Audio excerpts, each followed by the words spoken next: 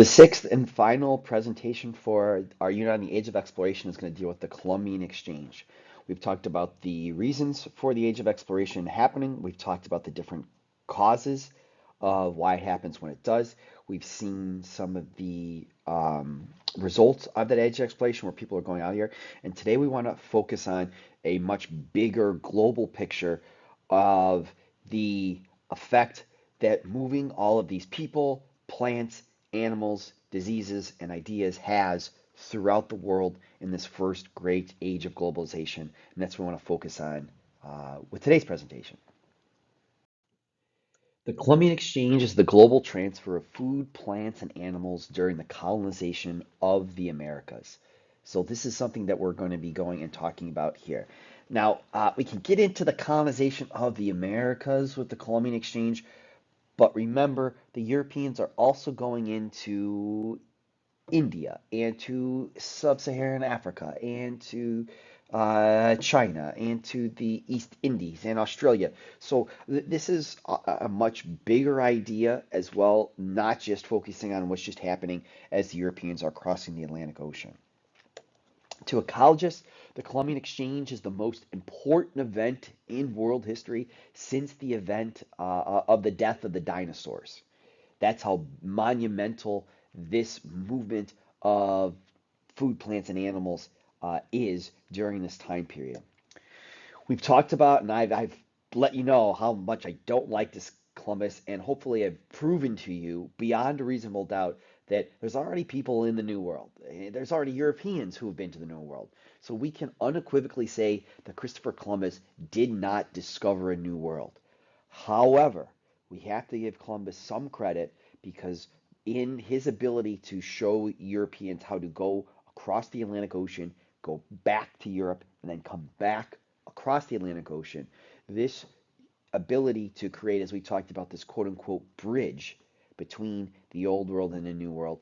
Columbus didn't discover a new world, but he certainly created one in his act of exploration. Now, why this is able to take place, this gets into a work by a famous historian, Alfred W. Crosby, where the Europeans are practicing what he refers to as ecological imperialism, where the Europeans are unknowingly shaping the rest of the world. And again, the word unknowingly is a large part of this, in that the question is, why are Europeans so successful in colonizing all around the world? Why aren't they stopped as much as they are? Right? Is because they're unknowingly physically recreating Europe in these colonies. They're bringing with them seeds in their animals' digestive system, in the plants that they're planting, in the fibers of the clothes they're bringing with them, right? And this then is transforming the world around them to create a Europe and mini Europes in the places they settle, which is obviously going to benefit the colonists very much and destroy the way of life for the native peoples. Again, a classic example of this is in every cowboy movie or derivation of cowboy movies. If you see SpongeBob in a cowboy hat underneath the ocean, right, with his hands on a gun holster, what's going to blow across in the middle of the frame is a tumbleweed. Well, and you might think, well, tumbleweeds are a symbol of the American West. They're not.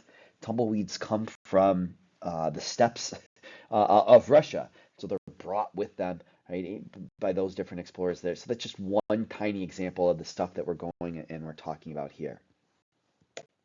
So remember, we're trying to get our terminology straight, going from the Americas, so from the Americas, from the New World to Europe, Africa, and Asia is maize, or what we think of as corn, potatoes, tomatoes, peanuts, chocolate, tobacco, and peppers. And from the Old World to the Americas is going sugar, diseases, coffee beans, animals, particularly horses, bananas, citrus fruits, and earthworms and honeybees, if you can believe it or not. The Ice Age froze out in these big giant glaciers most of the earthworms and honeybees of North America. And so the reintroduction of these insects back to the Americas, particularly North America, is going to completely change the ecology of forests and the environment that they're being reintroduced to.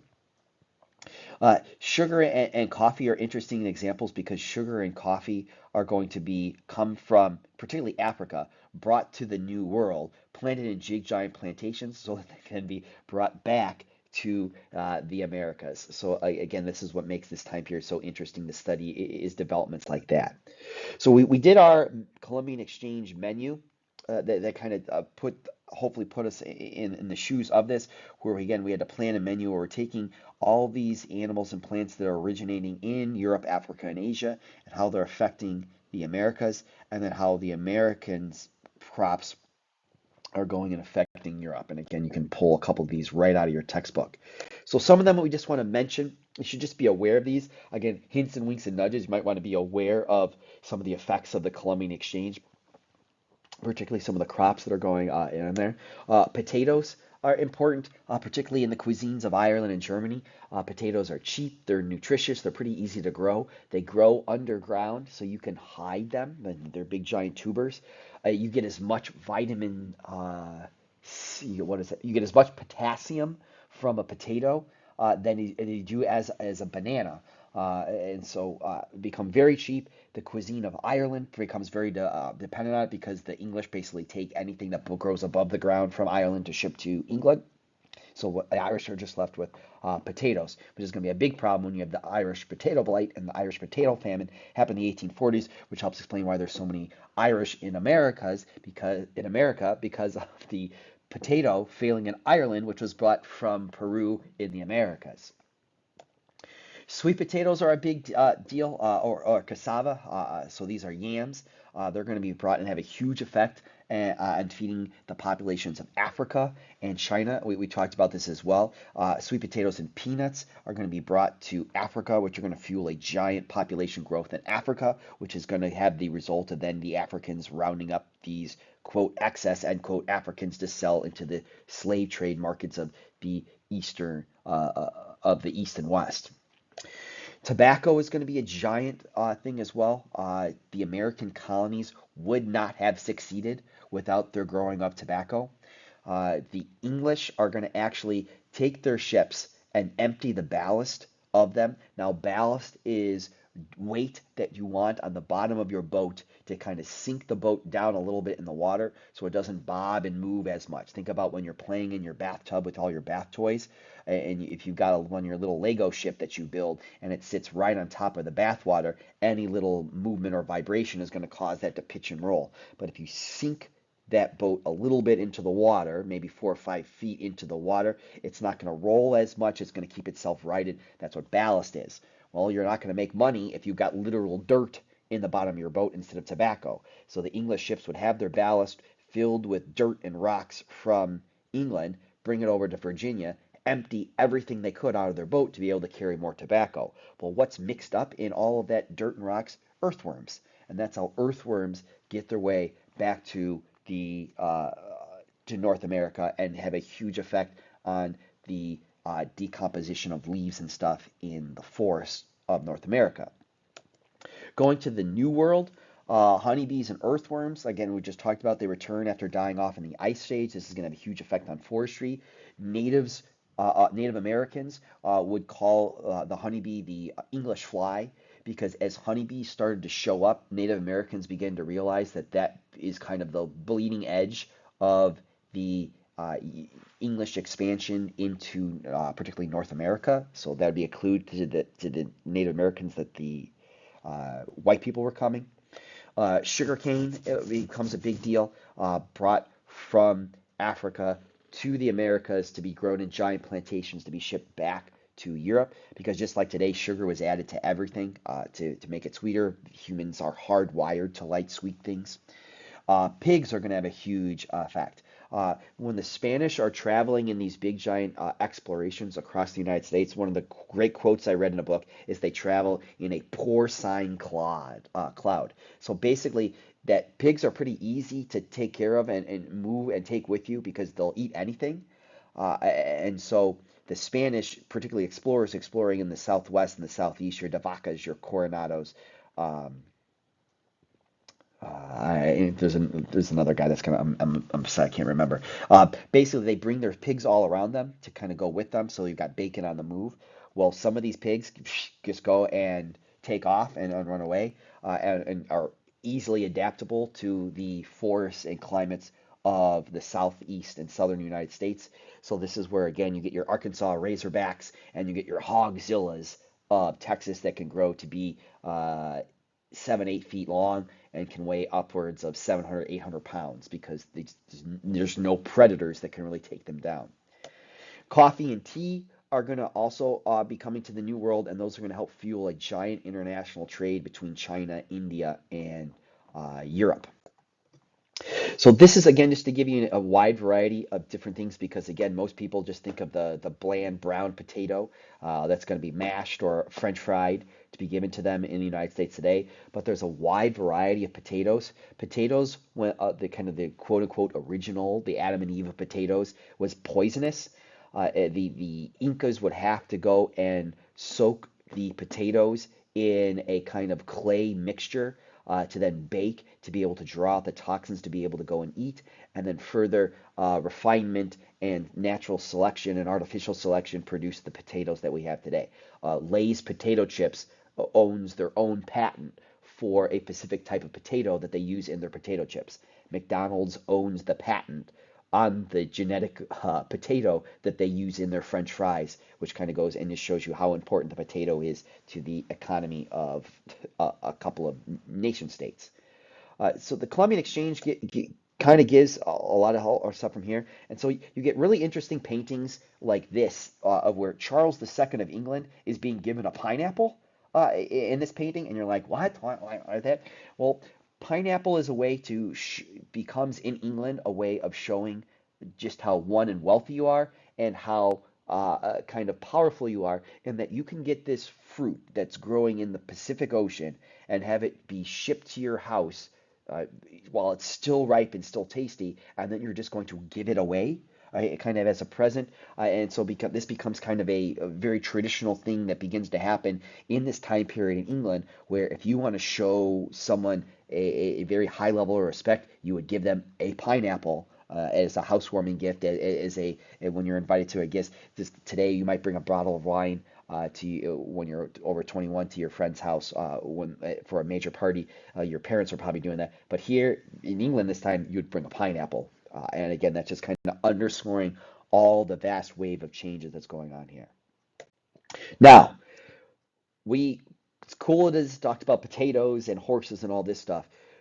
If you're writing this in your essay question for your quiz, if you're writing this for your essay question for your final exam in May, you must mention that the greatest, most impactful thing that happens during the Columbian Exchange are the diseases that brought to the New World. Because the Columbian Exchange diseases creates the greatest human catastrophe in the history of humanity. So we'll go and we'll get the laser pointer out. We'll do this. We'll get the pull out the yellow marker here and underline this for you, right? This is what we're talking about when we're talking about this here. The low end estimate, the scholarly accepted estimate for how many people died during this time period from these diseases is 90%. 90% of the population of the New World lands, from Canada in the north to Tierra del Fuego in Argentina in the south. In 100 years, 90%, some historians go all the way up to 99%, died from diseases.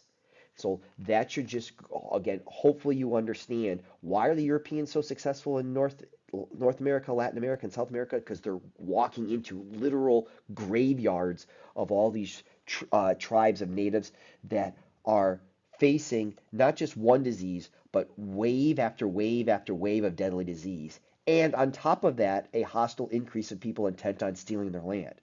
Think about the impact on your philosophy, your religion, your way of life, your mental health, if 90% of the people around you are dying in some ways terrible, horrible, disgusting ways. And what would that show you while seemingly unaffecting these European people who don't sound like you, who don't talk like you, who don't smell like you, who don't look like you, who are seemingly unaffected by this? Now, because the natives of the Americas have been cut off from the Europeans Africans and Asians, they have no immunity to these diseases introduced by the Europeans. And as we said again, it's not just one single killer, it's wave after wave of diseases. We'll talk about a couple different diseases, but we'll show you a pretty good graph that shows this. It's just, again, it's one after another after another. Now, why have the natives not have any immunity? Why are they being affected this way? Well, one, natives in the New World were too spread out for infectious diseases to take root. We see Tenochtitlan, we see Machu Picchu, you see Cahokia in modern day southern Illinois, but those giant population centers are outliers where the vast majority of native peoples are living in small bands, 300, 400, 500 people. And because most of those people are related, maybe not like cousins or brothers and sisters, but are more closely related than what we would see, say, in London or a Baghdad or a Beijing. If a disease goes in there, it's going to wipe out those people pretty quickly. And if one tribe gets sick, they're not having as much contact with other tribes, so the disease really can't spread. So the diseases don't really have wide-ranging effects like we see in Europe, Africa, and Asia. The natives are not in frequent contact with animal populations. Europeans, up until the 1900s, are living with their farm animals in their houses. So you go in some small farmhouses in France, your dairy cow is sharing the other half of your two-room house with you. So when it gets a cold and it leans over the like waist-high wall that separates the human space from the animal space and starts dripping its snot on you, that's what you have in there. So because the Europeans, Africans, and Asians have domesticated more animals, they're coming into more contact with those animal populations, which is allowing for these diseases to transfer from animals to humans more frequently, and then as they're doing that more frequently, evolve into deadlier and better diseases for those diseases to survive. The natives also have a better diet and better overall health than the Europeans. This is something that we constantly see over and over again in these journals describing first contacts between Europeans and the natives. The natives are taller, they've got better skin, they've got better hair, right? They've got that, and that comes from better diet than the Europeans.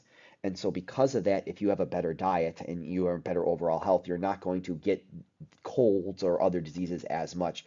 And so that's going to make it so that you're just not going to have immunity to a more wide variety of diseases. The key thing, as we said, to understand is the wave after wave of diseases. So this chart is showing you the population of Native Americans in Florida from 1519 to 1617. Again, estimated. 1517 got 722,000 natives. Then smallpox comes and kills 50%. Then measles, 50%. Bubonic plague, influenza, unidentified. Cape Verde Island fever kills 20% of the population. Then measles, then the bubonic plague. And so within a century, you're going from 722,000 estimated natives in Florida down to just 36,000. And so the question then, oh, we're decimating tribal relations, family relations, intertribal relations, and people are struggling to understand the catastrophe that they're experiencing from this wave after wave of diseases. So a couple of diseases that we want to go and talk about and just highlight in this great exchange is smallpox. And smallpox is going to be the disease that really ravages the native populations of the New World. Smallpox is a virus that causes painful pustules to erupt all over your body that cover you from your head to your toes, the bottom of your feet. Smallpox is highly contagious, right? It can spread via the lungs, and coughing. It can spread by through saliva. It can spread by coming into contact with one of these pustules, either the juices that are erupting in these pustules, similar to a pimple but different. And then if those, so think of a pimple pops, and then you get a scab, and that scab then sloughs off, and you breathe that dead skin in. The virus is still in there in enough to be able to go and do that. If you were to go and have your mom die from smallpox on a blanket and you're cold at night and you go and you put that same blanket on you, bang, boom, you've got smallpox. So this is why this is highly contagious and why smallpox is one of the deadliest diseases in all of human history. This has probably killed more humans than any other disease in humanity's history. The other thing that makes smallpox scary is that this is a highly visible disease. This is again, think of freshmen are usually in fear around dance days around one single pimple on their nose or on their cheek, right? But imagine having again pimple-like pustules covering your body from the top of your skull to the bottom of your feet and everywhere. And I'm going to lean in here, everywhere in between. These pustules would leave survivors scars and pockmark for the rest of their lives. And so this is something that again would go and make people again very understanding of this disease to everybody, and everybody would have these scars because everybody would get it as children, and you either died from smallpox or you survived. So remember, it's not just smallpox that's coming in here and killing the natives. It's smallpox usually first, then the flu, then the measles, then typhus, then malaria, diphtheria, and it keeps going and going and going. One of the other major diseases that has an effect on the New World is malaria. This affects natives and Europeans when they show up equally.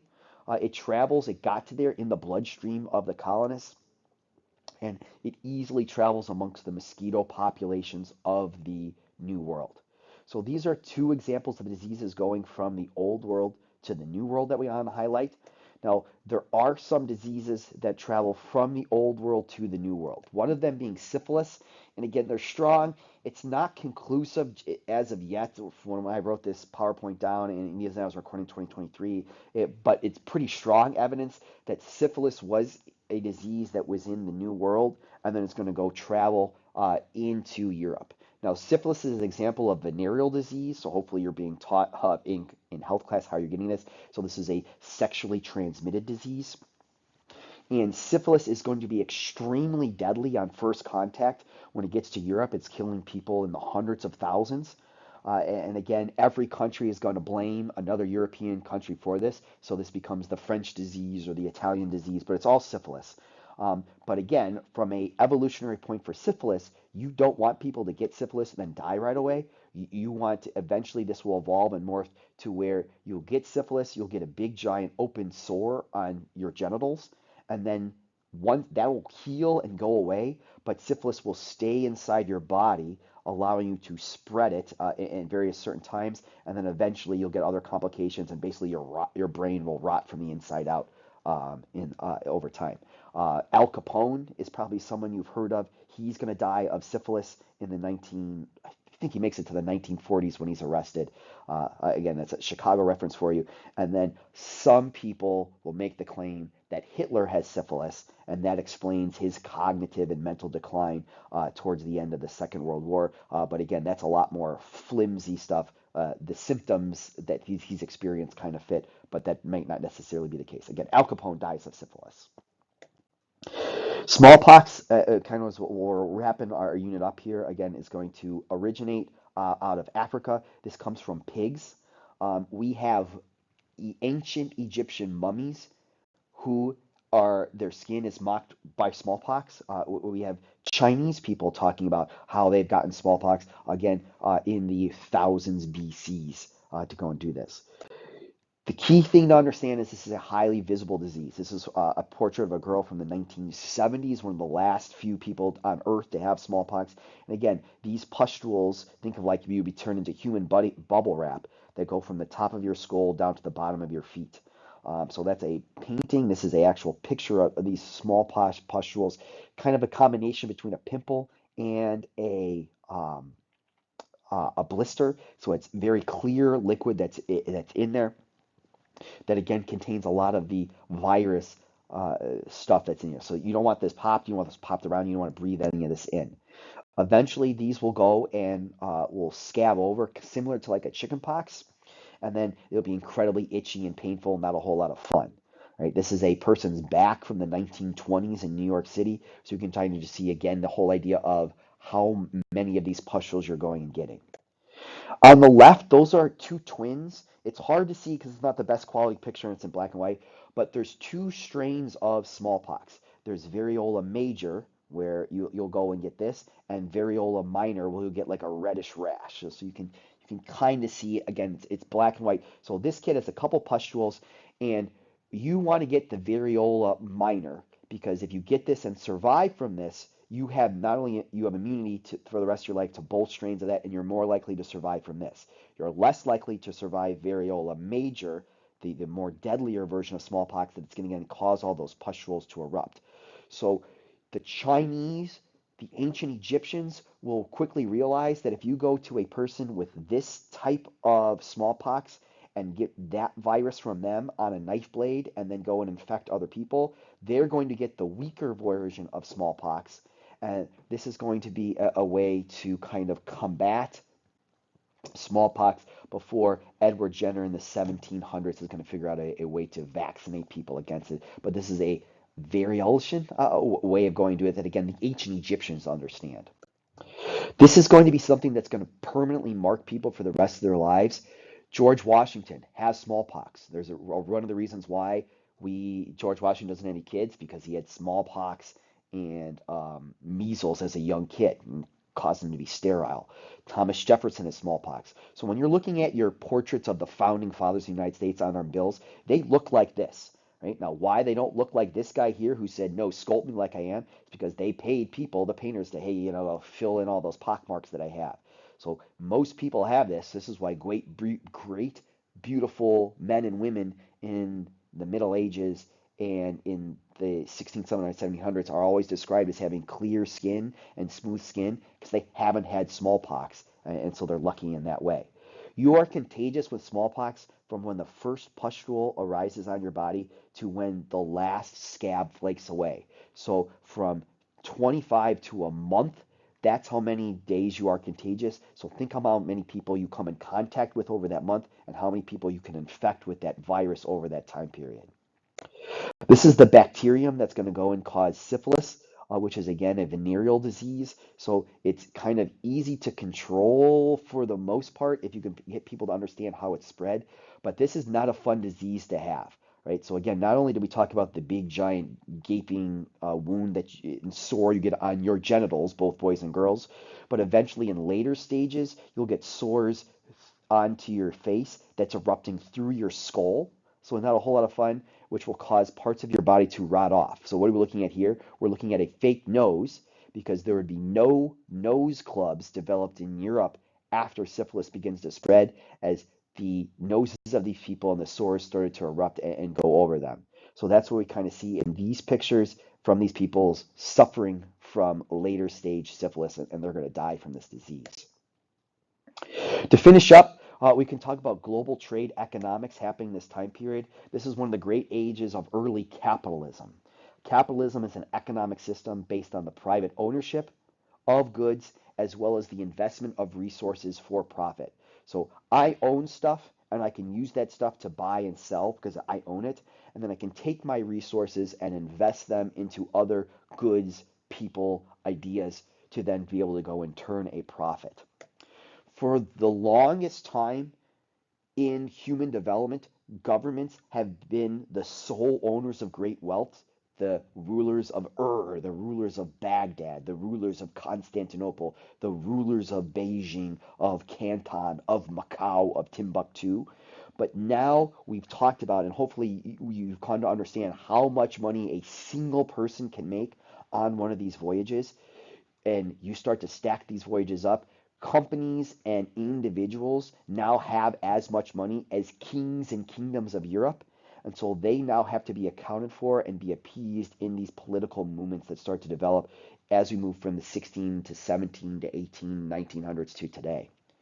This increase in economic activity leads to a great stage of inflation in Europe, which is going to actually be a weight that's going to drag down the European economy and keeps them from doing even more impressive things than what they do during this time period because of all this money and simple supply and demand that's going on in there when you're jumping literal this ocean of silver, this river of silver from Spain and around the world on the Europeans. To be able to take advantage of this capitalism in this stage, companies begin to incorporate as joint stock companies. A joint stock company is where investors buy shares of stock in a company, combining their wealth for a common purpose. The important thing in a joint stock company, hints, winks, and nudges, it allows you to spread your risk around. If Mr. Cranmer owns 100% of the Cranmer Shipbuilding Company, and I have a ship and I send it out, right, to go to India, right, to be able to go reap the profits, and the captain 2 minutes into this hits the a rock and then sinks, I've now lost 100% of my wealth. But if I go and I build a new ship, let's see, can I make it a little bit better, a little more ship-like? And there we go. Right? And I go and I own 1% of this company, and I get 99 other people to own that. And this, we get a new captain, and he goes and sails out 2 minutes later, same rock, goes to the bottom of the Atlantic. I've now lost just 1% of my investment. So that's what the nice thing about a joint stock company does. It allows you to pool your money for a common purpose and helps to spread the risk around. We showed you just how risky these exploration adventures are, but we've also showed just how much money you can make if just one of your four ships come back. But what happens if none of your ships come back? And that becomes an issue. So that's why the joint stock companies are coming to existence. So an example of a joint stock company from the time period, the VOC, the Dutch East India Company, and there's hundreds of thousands, if not millions, of joint stock companies existing today. Apple, Nike, Disney are all examples of joint stock companies. Now, when we talk about a great age of capitalism, but that's not truly what the European nations are doing it, as following as their economic theory for the time period. Capitalism won't really come into a philosophical idea till the late 17, early 1800s. The Europeans are going to be practicing another economic theory, one called mercantilism. And mercantilism states that a country's power depended on its wealth, so you are more powerful because you have more money. So the goal for every nation is to keep gaining wealth. And you're going to do that by obtaining as much gold and silver as you can. And you have to do that by taking it from other countries. Mercantilism views the entire economy of the world as a fixed pie. So this is what goes to England, that's what goes to China, this is what goes to France, this is what the Dutch get, and then again you got your Portugal and you got your Spain. So if England wants to get richer, the only way they can get richer is by taking stuff from other people. You can't do that. So that's the theory that a lot of their actions are resting on. Now, we know today that's not how it works, because what happens if you invent airplanes or you invent calculators, right? That opens up the economy even more. But that's what they're going and doing. So this is why Francis Drake is being sent to the Spanish Main, to the Caribbean, to be able to steal from the Spanish so that Spain doesn't make money and England does.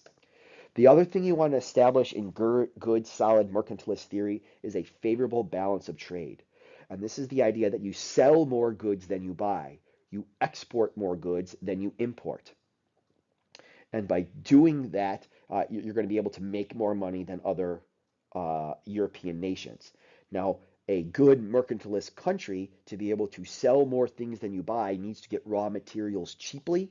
So the way you do that is by setting up colonies. So colonies are needed. It's not a desire. It's not a want. Colonies are needed to be able to get you cheap raw materials so that you can manufacture these goods to sell them for high profits to maintain that favorable balance of trade as a good mercantilist run country. So again, we see all these different trade routes that are going on in this great age of exploration, as well as this age of mercantilism. So again, mercantilism holds the idea that all the important thing is how much wealth a country holds. So you want to gain as much gold and silver as you can. How do you do that? By maintaining a favorable balance of trade. You export, you sell more goods than you import, than you buy. So the United States today is a net importer country. We import more stuff than we export. Right? But again, we can get into the nitty gritty. The United States also, I mean, China's making all of our iPhones, but who came up with the idea for iPhones? Who wrote the software? So it kind of gets into that idea here. To make mercantilism work, the European mother country needs colonies. The colonies provide them with raw materials that the mother country then manufactures to sell to the other Europeans and back to the colonies who are being paid to get the raw materials. It becomes this different cycle. So mercantilism says you need colonies. So this is what's going to continue to drive European exploration and colonization up into the 20th century because the colonies will provide the European countries with gold and silver, with foodstuff, with raw materials to drive that country even farther. So we'll see how this great age of exploration is going to enrich the European nations and kingdoms, and what those European nations and kingdoms are going to do as they adapt politically to all this wealth that's being dropped into their laps. And that's what we'll begin to talk about in our next unit after we take the quiz on the age of exploration.